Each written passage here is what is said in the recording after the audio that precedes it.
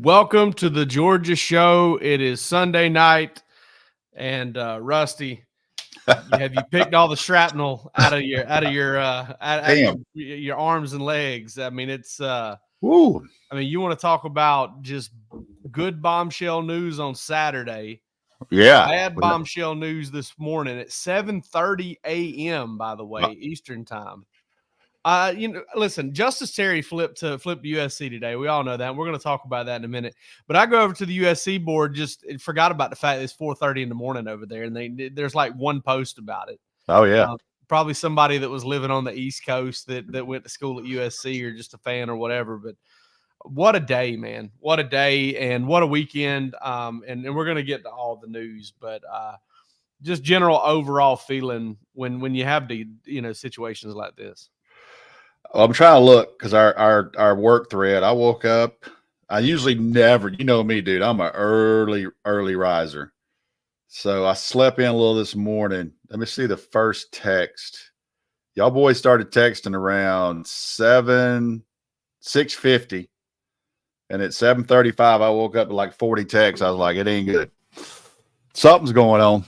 So Dylan Brooks, it's been such a long day. I actually got a cup of coffee. I'm thank you for my girls, but I'm so old that drinking coffee at 7:00 won't even faze me anymore. So crazy day. I think, we'll dig into a lot of it. And, kind of lost in the shuffle was Georgia landed in my opinion, a very elite quarterback on Saturday and Jared Curtis. And this young man is someone that I was familiar with, someone that we are familiar with on our site, someone that Matt Godwin, who we all are friends with and talked with a lot, was very high on after he threw at Georgia and he watched him. So Mike Bobo went up there twice in January to see him, and he didn't think it was planned, but he popped yesterday, and that was really a good start kind of for Georgia for Saturday. And then obviously things turned a little bit today, but we'll dig into all that, man.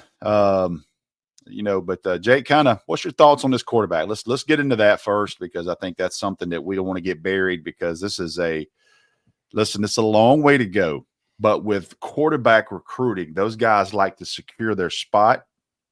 And I made some text yesterday like, hey, is this guy going to be worried about anybody in front of him? And basically he knows the two names that are out there that Georgia, I think, have a good shot at in 2025. And didn't phase him. He wasn't trying to race to outcommit anybody to take a spot. This is a 2026 prospect.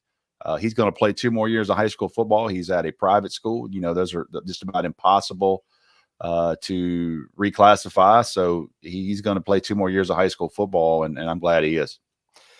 Rusty, I'll say this. Quarterback film is not my favorite film to watch. We've all got things that we really love to watch, and it's tough to beat like a stud running back. It's just, mowing people down. Yeah. I'm a weirdo. I love watching offensive linemen just because I feel like I know more of what I'm looking at there, more of a strength. I like good pass rush film. But there's nothing that excites me more than, really, really, really good quarterback film. And I'm excited about Jared Curtis's film. I mean, you're talking about a guy that's played as a freshman and sophomore. You just see a lot there, man. There is so much there. There's really no hole in his game. Nothing you're kind of like, yeah, he doesn't have to get bigger. He's 6'3", 215. Mm-hmm. Got a really strong arm. I wouldn't say it's the greatest arm out there, but it's up there. Makes those arm angle throws. You know what I mean? Yeah. Gives everybody a chance. I really love about it. Yeah. The ability to kind of move it around and figure out different ways to deliver it. Almost like an infielder a little bit. You find different ways you throw from different angles all the time. And Matthew Stafford does that really well. Patrick Mahomes does that really well. And I'm not putting him in their category. But mobility, quick release. That's something that Rusty, you talked about it. We were talking about offensive linemen not too long ago, and you harken back to a time probably 10, 15 years ago when somebody was like, hey, look at the bend. Guys got to be able to bend. I tell you, the thing that's kind of hit that way with me with quarterbacks is while I'll never probably be a mechanics expert, a quick release, like the ability to, yes, it's like a 3-point shooter, like these days, like Yep. guys, Steph Curry, who can get it off in a split second. Yep. That means so much for a quarterback, because I'm not saying if you don't have a quick release that you can't be successful, but if you do have one, you give yourself that much more time to get the ball where it needs to go, as opposed to, they giving a defensive back that extra split second to break on it and maybe hit your receiver in time to get the ball out. I mean, it's a game of inches. And I tell you what, I think he's the guy that creates a lot of inches for you. He creates a lot of different plays for you. And I think he's one of the better, quarterback prospects, at this point in his career. I feel like we saw Dylan Raiola kind of regress a little bit at this point in his career in certain areas of his game, like the mobility part of it and stuff like that. We'll see where he goes from here. Yeah. But I'm really excited about him from 2 years of film. The quarterback, you can go all the way to the NFL. I mean, it's a crapshoot. I don't care how good you look. It is a crapshoot at quarterback. It just is. There's no science behind it. A couple of things I have learned over the years watching quarterbacks and kind of listening to people that I trust is what's beginning to get more important is the most important thing is to be able to process after the snap. That is the most important thing there is, to be able to go through your progressions, understand what the defense is doing. Number 2 is accuracy, and that is plain and simple. So you don't have to have the biggest arm in the class, and you got to be able to throw the ball accurate, and you got to be able to extend plays from time to time. And, that's some of the things that you see with these quarterbacks. And I don't put a ton of stock into quarterback camps. I remember, going to places and kids that wind up being great, not looking good in a camp setting, not looking good. And I remember I spent 4 days with Deshaun Watson at Rising Seniors. He looked awful. I mean, but you understand he's trying to put in an offense in 4 days, and he's trying to play wide receivers he's never played with. And I left there going, man, I don't know if this guy's, he's athletic, all that, but I don't know if this guy's any good or not. I'm like, and I kind of learned a lesson on that, just going back in hindsight and look at some things. So, when you look at all these things, I think the intangibles there kind of like a lot. And I was honest yesterday on the board. I think he would be the first one to tell you. They played Prince Avenue. They played a team out of Georgia this year, and he did not play a good game at all. They got ran out of the building against Prince Avenue, another private school from Georgia. And I was very interested in how he's going to play. I was very interested on the feedback from Prince Avenue after facing him. And they kind of told me, look, man, they were just outmanned. We were that much better than him. We got after him a little bit. And I don't think his first 2 or 3 games this year, I think he'd be straight with you. It wasn't his best, but man, whatever switch he flipped for the rest of the year, he got rolling, he got going, and he was that dude. His last 5 or 6 tapes they were flat out nasty. So that's a good news, man. That's good news for Georgia. And some of those things, as of yesterday, we're going to have to speak about it. We're going to talk about it. And Georgia, had a player arrested and had a running back arrested. And, Trevor Etienne it's been here since January, bowl practice. And let me say a couple things here with this. As a parent of 4 children, young adults, and all the way down to a 3rd grader, I could say this from 2 different ways. I can say this from a fan. I can say this as a parent and as someone that, young people make decisions sometimes aren't the best. And he made the decision to get in behind a vehicle, and he's gonna pay that price for those things. And that decision last night, that's something that between Kirby Smart and that staff and how that will be handled. I don't know all of the specifics behind it. Jake, you will probably do a little deeper dive as the week goes on and kind of how it happened. We have heard different things. Regardless, we're not a court of law. But I will say this, and I will say this specifically. I asked numerous people today that are very close to this program, what has that young man been like since he's been here? And this guy has been lights out. He's been on time for meetings. He's been a great player on the field. He's done these things. He's not a problem in class. He goes to study hall. He's done everything. You heard Kirby Smart talk about him this week. You don't offer up things like that for a kid that's only been here 2 months. Talked about, his leadership and how well he's adapted and how smart he is and those type of things. He is a young person. He made a bad mistake, and he will pay the price for that. But I don't think people need to really listen. I was 21 too. I was 20. You make stupid decisions sometimes. You got to man up. You got to take responsibility for that. But and listen, we kind of live in the social media world where people you can say what they want to say when they want to say it. But I'll say this: as long as he's been at Georgia, there hasn't been any kind of issues with him. And from what I know of him, he's going to accept his responsibility for this, and he'll move forward. And I'm sure that he is feeling like just wants to make amends as quick as possible for his family, for his name, and for everybody involved with this. So that's kind of how I want to comment on that. Is that? Yeah, we'll get the police report later on, and if kind of some of the things that we've heard are true, then it has a different feel to it. Maybe there's some wordage in there. There's some wordage in there, and we're not lawyers, but it is what it is. And I mean, he got himself in trouble, and he made some bad decisions.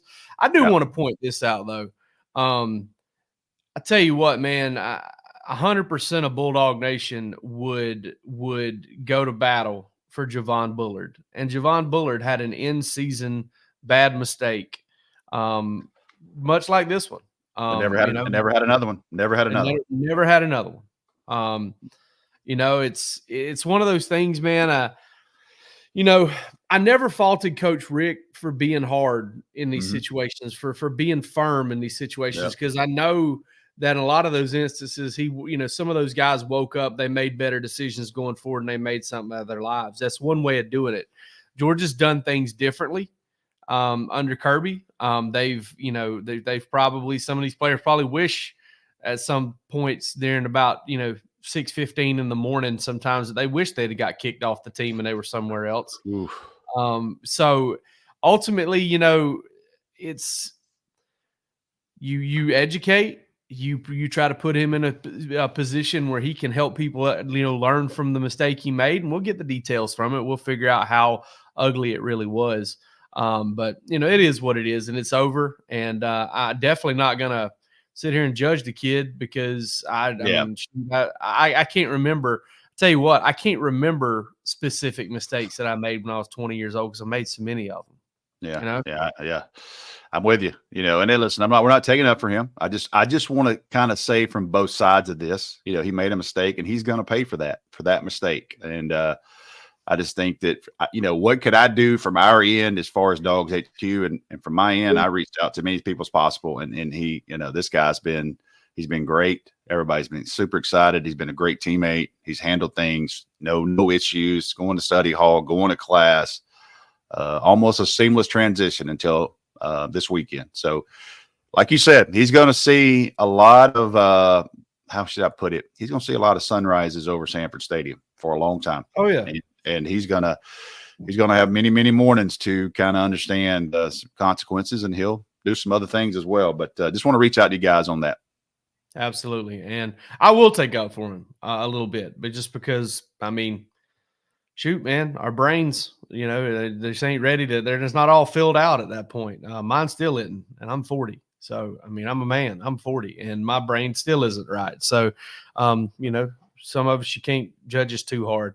More bad news though, Rusty. Today, that Justice Terry decommitment flip to USC was out in Los Angeles. Hey, listen, I can't say nothing. I like Los Angeles. Apparently, Justice Terry does too. But I think you're on mute, Rusty. I told you I didn't like LA. Yeah, last week. There you go. I told you last week I didn't like LA.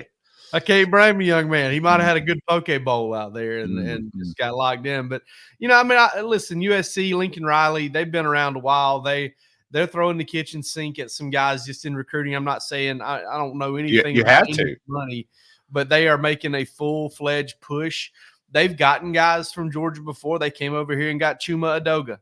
Russ, you remember that? Remember that whole shakedown that day when we thought Chuma was flipping back to Georgia, and then all of a sudden they talked him into staying? That'll have to be in a book one day. That came up this morning. That came to my mind again this morning, and that is such a wild one. That was a wild one there. I learned a lesson that day too. Don't run around telling everybody what you think you know. That's right. That's That's right. But yeah, I mean, USC, they're no stranger to this. They've always had something to sell. They've still got something to sell. With that said, there's a long time, Rusty. There's going to be more visits to Georgia. There's going to be a lot more conversations with Georgia. This one's not over. Yeah, I made a post on DawgsHQ about 2 hours ago, hour and a half ago, for our subscribers there, and kind of what I heard today. And it kind of lets you know where things are. So don't want to get too deep into that for our subscribers to read that. But yeah, that one's a long way from over. But hey, listen, kudos to USC to get him to flip today. And they obviously know they will have to hold on, and they'll face from Manchester, Georgia to LA. There's gonna be a lot of people in his ear about the red and black over the next from March 24th on until signing day. You can bet that, but who knows? Maybe they can hold on. We'll see. Yeah, and one of the things that it's always been the case for me. It's something that I've always noticed in recruiting, and it doesn't happen 100% of the time. But I've always had the thought that, man, the more time goes on, that team that's closer to home, if they're still recruiting them hard and they're still all over them, that team becomes very tough to beat in the end. I mean, it just does. I mean, you can look at Michael. KJ Bolden. You know, I mean, Bolden, yeah. You got K, you know, and I know that there are other factors that go into these recruitments, but I mean, we've seen it happen a bunch of times over the years. And I just feel like when you start talking about, all right, it's Saturday and Georgia's playing. They got Auburn at home this year. They're playing Auburn, or there's Saturday and there's a noon game, or there's a mid-afternoon game. There's no getting up and making the day trip to Southern Cal, but Trey Scott and whoever else is in your ear from Georgia's working on you. Been working on you all week to try and get in town for this unofficial visit. And your family starts to realize how easy it is to kind of get in there. I mean, you can basically get to Athens in about 45 minutes more than it'll take you to get to Athens. More than it would take you to get to the airport to even start getting to USC. You're in Athens. So again, Georgia may not get him back. I mean, I'm not sitting here guaranteeing he will, but hard to bet against the Dogs, especially when they've got such a strong relationship there anyway. March 24th, if you had to bet $1,000 either way, would you bet he signs with USC or you bet he signs with Georgia? March 24th. Somebody gave me $1,000 to bet on it. I'd have to probably put it on Georgia. I would too. Yeah, I would have to. I would have to kind of put it on Georgia, and that's not to say that I think the kid's being disingenuous. Man, you want to talk? You want to talk about being young and being swayed? Yeah, my God! And I'll say this too: like, his parents were there too, so it was a family decision. So that tells you this is serious, and Georgia certainly would treat that way. But if you had to bet, I would bet Georgia gets him back. At this point, we'll see what happens.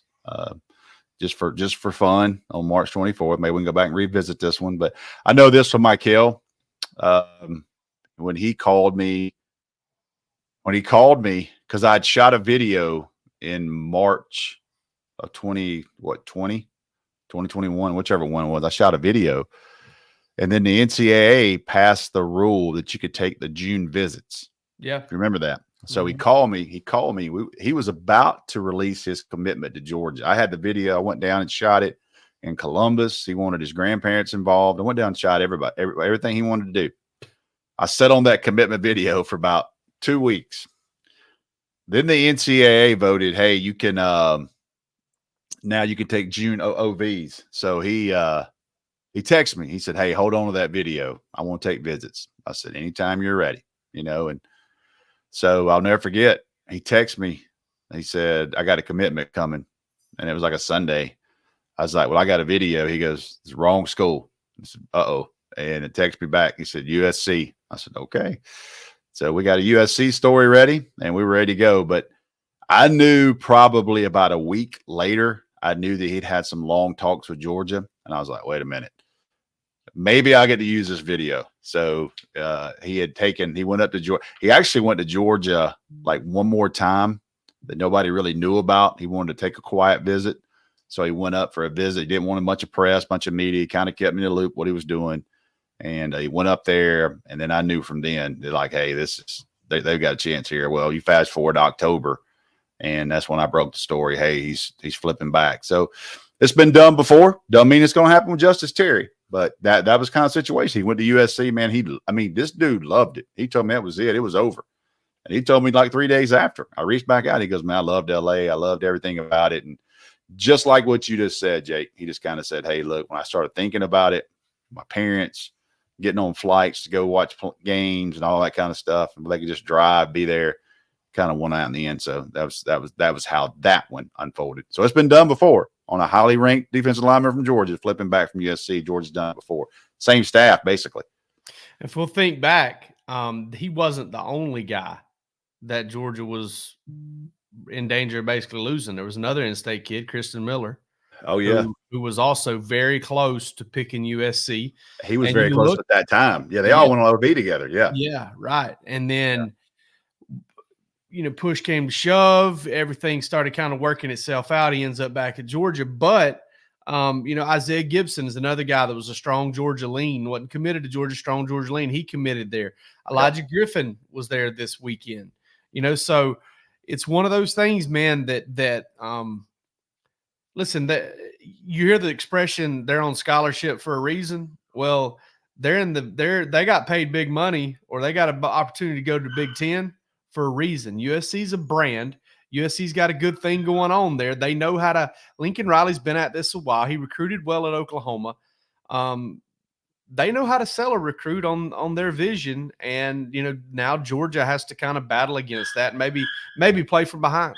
My fun thing there is, it is, I think, the largest media market in the United States as far as LA and that market. But if I was recruiting against USC, I'd be saying, listen, the media market involves the Lakers and all that crowd. You know what I mean?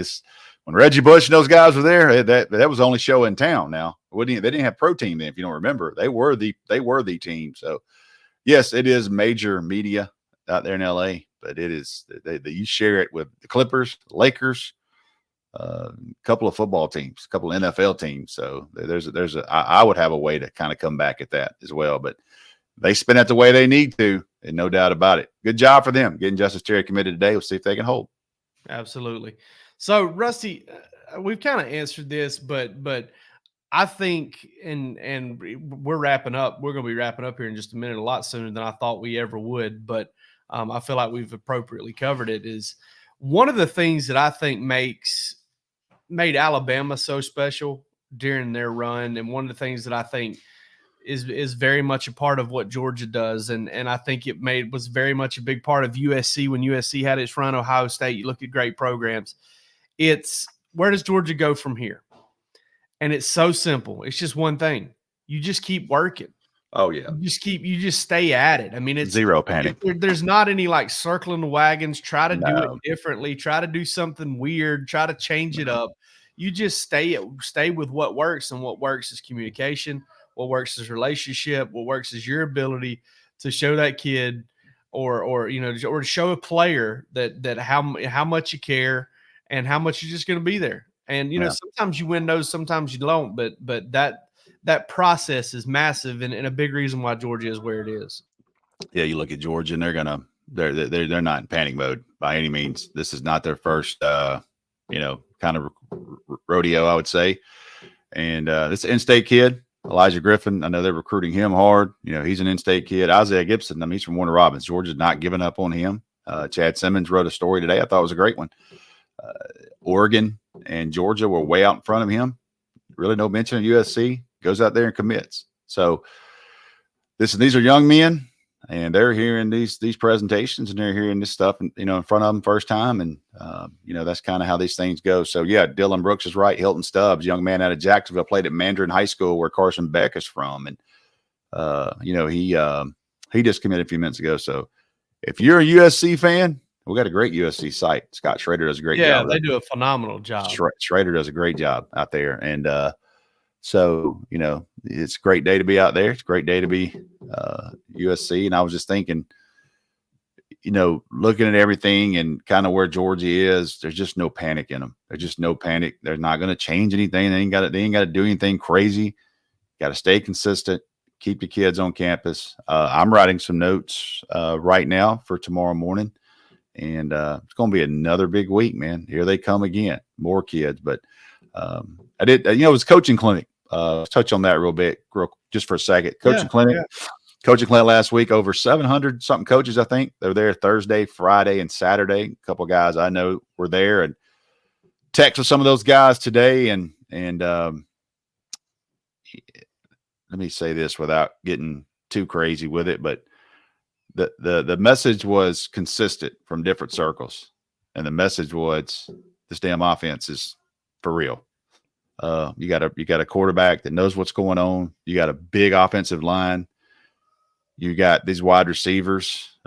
You added, because he's part of the football team and does that. Etienne, he's been really, really good at practice. So the message was clear from a lot of people that, man, this offense looks legit.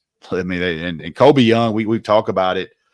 That's kind of been the theme from different people. Like, where do they get this guy? Because everybody doesn't follow it day to day. You know what I mean? Everybody doesn't follow this thing day to day. When they go see Georgia practice, they're like, wait a minute, who's that dude? Who's that big 6'5" guy running around?